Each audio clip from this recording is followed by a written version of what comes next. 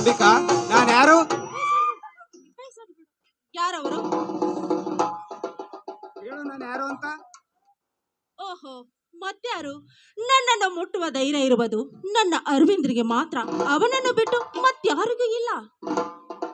ಹೌದು ನಲ್ಲಿ, ನಾನೇ ಅಂತ ಹೇಗೆ ಗೊತ್ತಾಯ್ತು? ಹೇಗೆ ಗೊತ್ತಾ?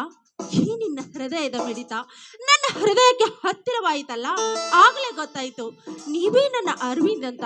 ಅರವಿಂದ್, ಈ ನನ್ನ ದೇಹದ ಅಂಗಾಂಗವನ್ನು ನಿಮ್ಮನ್ನು ಬಿಟ್ಟು ಬೇರೆ ಯಾರಿಗೂ ಮುಟ್ಟಲು ಸಾಧ್ಯವಿಲ್ಲ.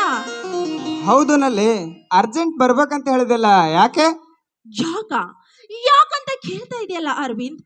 ಇನ್ನು ಸ್ವಲ್ಪ ದಿವಸದಲ್ಲಿ ನಮ್ಮ ಇಬ್ಬರ ಮದುವೆ ಇದೆ. ಅಂದರೆ ಮುಂದಿನ 10ನೇ ತಾರೀಕು ನನ್ನ ನಿನ್ನ ಮದುವೆ. ಅದಕ್ಕೆ ನನ್ನ ತಂದೆಯವರು ಆದಷ್ಟು ಬೇಗ ಊರಿಗೆ ಬಂತ ಪತ್ರ ಬರೆದಿದ್ದಾರೆ. ನಾಳೆ ನಾಳೆ ನಾನು ಈಗಲೇ ಧರ್ಮಾಪುರಿಗೆ ಹೋಗ್ಬೇಕಂತ ನಿರ್ಧಾರ ಮಾಡಿದ್ದೀನಿ. ಅರವಿಂದ್, ನಿನ್ನನ್ನು ಬಿಟ್ಟು ಹೋಗ್ಬೇಕಲ್ಲ ಅಂತ ನನಗೆ ಏನೇನೋ ಒಂದು ತರ. ಯಾಕೆ ಅಷ್ಟೊಂದು ಭಯ ಅಂಬಿಕಾ? ನೀನು ಮದುವೆ ಆಗೋವರೆಗೂ ನಿನ್ನ ಮನೇಲೆ ಇರ್ತೀಯ. ಮದುವೆ ಆದ ನಂತರ ನಮ್ಮ ಮನೆಗೆ ಬರ್ತೀಯಲ್ವಾ?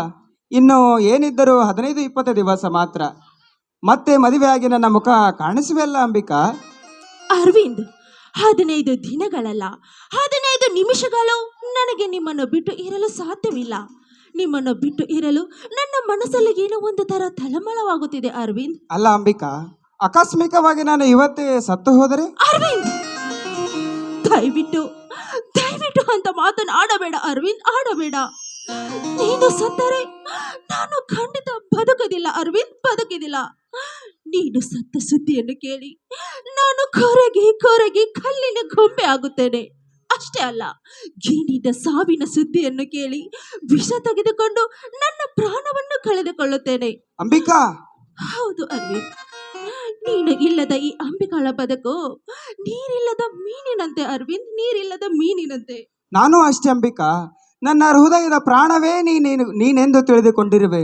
ನೀನಿರದ ಬದುಕಲು ನಾನು ಸಾಧ್ಯವೇ ಇಲ್ಲ ಅಂಬಿಕಾ. ನಮ್ಮ ಪ್ರೇಮವೇನಾದರೂ ಪ್ರಳಯವಾದರೆ ನಾವಿಬ್ಬರು ಬದುಕಲ್ಲಂತ ನನಗೆ ಚೆನ್ನಾಗಿ ಗೊತ್ತು. ಇದೆಲ್ಲವನ್ನು ಬಲ್ಲ ಆ ಭಗವಂತ ನಮ್ಮ ಪ್ರೀತಿಯನ್ನು ಸಂಗಮಗೊಳಿಸಲು ಆ ಮದುವೆ ಮುಂದೂಡಲಿಲ್ಲ. ಎಲ್ಲವೂ ನಮ್ಮ ಮನದಾಸೆಯಂತೆ ನಡೆದುಕೊಂಡು ಹೋಗ್ತಾ ಇದೆ. ಅಷ್ಟೇ ಸಾಕು ಅಂಬಿಕಾ. ಹೌದು ಅರವಿಂದ್, ಹೆಣ್ಣಿಗೆ 10 ಹಲವಾರು ಆಶೆಗಳಿರುತ್ತದೆ. ಆದರೆ ಆ ಹೆಣ್ಣು ಹೃದಯ ಪೂರ್ವಕವಾಗಿ ಒಬ್ಬನಿಗೆ ಮಾತ್ರ ಮನಸ್ಸು ಕೊಟ್ಟಿರುತ್ತಾಳೆ. ಆದರೆ ಅವಳಿಂದ ಆ ವ್ಯಕ್ತಿಯ ದೂರ ಆದ ಮೇಲೆ ಆ ಹೆಣ್ಣು ಬದುಕಿದರೇನು, ನೀರು ಇಲ್ಲದ ಮೀನಿನಂತೆ ಬದುಕಿದಂತಾಗುತ್ತದೆ ಅರವಿಂದ್, ಬದುಕಿದಂತಾಗುತ್ತದೆ. ಅರವಿಂದ್, ನನಗೆ ತುಂಬಾ ಹೊಟ್ಟಾಯ್ತು. ನಾನಿನ್ನು ಬಸ್ ಸ್ಟಾಂಡ್ಗೆ ಹೋಗಬೇಕು. ನಾನಿನ್ನು ಬರಲೇ? ಹೋಗಿ ಬರ್ತೀನಿ ಅಂತ ಹೇಳ್ಬಾರ್ದು ಅಂಬಿಕಾ, ಹೋಗಿ ಬರ್ತೀನಿ ಅಂತ ಹೇಳಬೇಕು. ಸರಿ, ನನ್ನನ್ನು ಇಷ್ಟು ಹೇಳೋದಕ್ಕಾಗಿ ನನ್ನನ್ನು ಇಲ್ಲಿವರೆಗೆ ಕರೆಸಿದ್ಯಾ? ಹೌದು ಅರವಿಂದ್. ಯಾಕೆ, ನೀನು ಅಲ್ಲಿ ನಮ್ಮ ಊರಿಗೆ ಬರೋದಿಲ್ಲವೇ? ನೀನು ಇಲ್ಲೇ, ನಾನು ಅಲ್ಲಿ, ಮತ್ತೆ ನಮ್ಮ ಮದುವೆ ಹೇಗೆ? ಹಾಗೆ ಆಗುತ್ತೆ ಅಂಬಿಕಾ. ನೀನು ಬರುವವರೆಗೂ ನಾನು ಸಮಾಧಾನ ಆಗುವಂತೆ ಒಂದು ಸಿಹಿ ಮುತ್ತು ಕೊಟ್ಟು ಹೋಗಬಾರದೆ? ಸಿಹಿ ಮುತ್ತ? ಮಧುಚಂದ್ರಕ್ಕೆ ಎಲ್ಲಿಗೆ ಹೋಗಬೇಕು ಮೊದಲು ಅದನ್ನ ಹೇಳು, ಆಮೇಲೆ ಕೊಡುತ್ತೇನೆ. ಮಧುಚಂದ್ರಕ್ಕೆ ಗೋವಾ ಅಥವಾ ಊಟಿ ಅಂತ ನಿರ್ಧಾರ ಮಾಡಿದ್ದೇನೆ. ಏಕೆಂದರೆ ಬಯಲು ಸೀಮೆಯ ಆ ನಿಸರ್ಗದ ವನರಾಶಿಯ ಸೊಬಗಿನ ಸೌಂದರ್ಯದ ಸಿರಿಯಲ್ಲಿ ಹರಿಯುವ ನದಿಯ ಜುಳು ನಾದದ ಅಲೆಗಳು, ಆ ಅಲೆಗಳ ಮೇಲೆ ಹರಡುವ ಸೂರ್ಯನ ಕೆಂಬಣ್ಣದ ಕಿರಣಗಳು, ಕೂಗುವ ಕೋಗಿಲೆಯ ಇಂಪಾದ ಧ್ವನಿ, ಇಷ್ಟೊಂದು ರಮ್ಯವಾಗಿರುವ ನದಿಯ ತೀರದಲ್ಲಿ ನಾವಿಬ್ಬರು ಅಪ್ಪಿಕೊಂಡು ನಿಲ್ಲುವ ಚಿತ್ರ ನಿಜಕ್ಕೂ ಪ್ರೇಮದ ಸಂಕೇತವಾಗಿ ಕಾಣುವುದು ಅಂಬಿಕಾ. ಹಾಗೆ ಆಗಲಿ ಅರವಿಂದ್, ನಾನು ಕೂಡ ಅದನ್ನೇ ಬಯಸ್ತಿದ್ದೀನಿ. ಯಾಕಂದರೆ ಯುಗ ಯುಗ ಉರುಳಿದರೂ ನಮ್ಮ ಪ್ರೀತಿ ಯಾವುದೇ ಕಾರಣಕ್ಕೂ ದೂರ ಆಗಬಾರದು. ನಾವು ಸತ್ತರು ಇಬ್ಬರು ಜೊತೆಯಾಗಿ ಸಾಯಬೇಕು, ಬದುಕಿದ್ರೆ ಇಬ್ಬರು ಒಟ್ಟಿಗೆ ಬದಿಯಬೇಕು. I love you Arvind, I love you. I love you too Ambika, I love you to.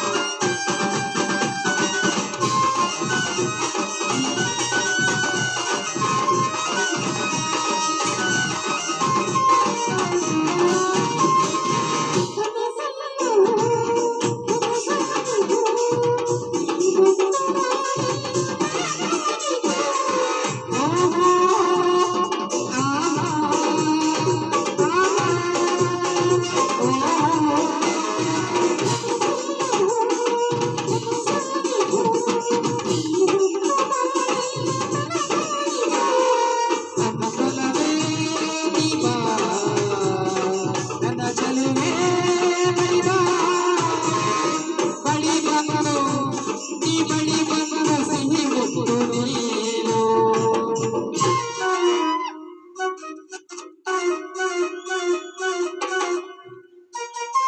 ಸಿಹಿ ಮುತ್ತಿನ ಕಾಣಿಕೆ ನೀ ಬಾರ ನನ್ನ ಸನಿಹಕ್ಕೆ.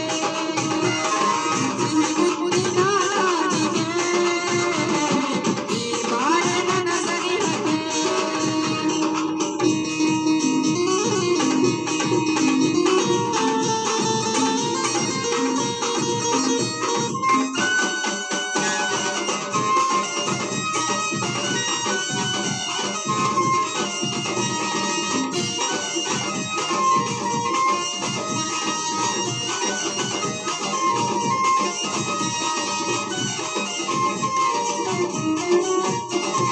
ಸಿಹಿ ಪ್ರೇಮದ ಕವಿಕಲ್ಪನೆ ಈ ಬಾಳು ಪಯಣಕ್ಕೆ ಜೊತೆಯಾದೆ ನೀ.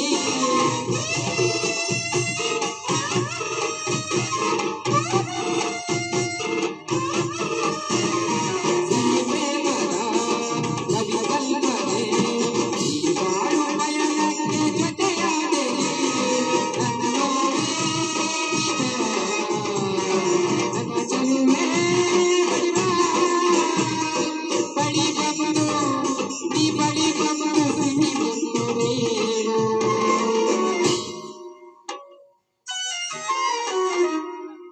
ಲ ಲ ಲ